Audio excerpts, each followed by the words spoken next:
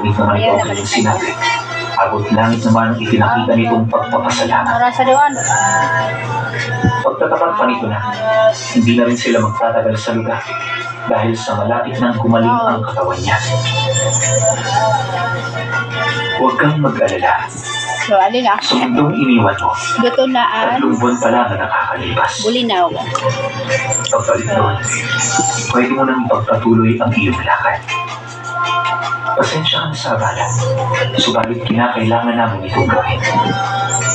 Pasalamat ka lang, dahil natipuhan ng aming hari ang iyong presensya, kaya nagpasya itong tulungan ka.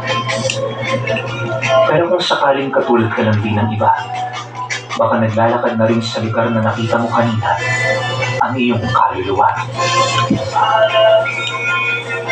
Nang marinig naman niya ang sinabi nito, dito siya nagkaroon ng pagkakataon para itanong ang tungkol sa kanyang mga nasilayan.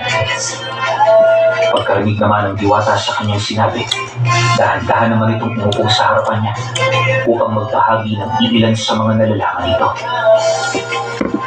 Ayon dito, ang lugar na nakita niya ay isang purgatorio na ginawa ng namamahala sa nilalang na minsan ang humabol sa kanya sa mundo ng mga tao. Sa pamamagitan ng ganoong uri ng dimensyon, nakakalikom sila ng sapat na kaluluwa para magtrabaho sa ilalim ng kanilang pamamahala. Dagdag pa nito na, ilang siglo na nangyayari ang ganoong bagay at pawang parte ito ng paghahanda ng natatanging plano ng mga nilalang. At yun ay walang iba, kundi ang bumuo ng isang makapangyarihang nilalang na papantay sa kapangyarihan ng hari ng mga imperyo. Sa pamamagitan nito, magkakaroon sila ng sapat na kapangyarihan para mamahala sa kabuuang lahing nakatira sa mundo ng mga tao.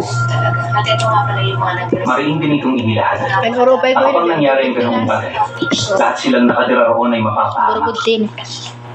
Nabanggit din ito na noong unang panahon, pinipili nilang huwag mangialam sa panggagambala ng mga nilalang na yan.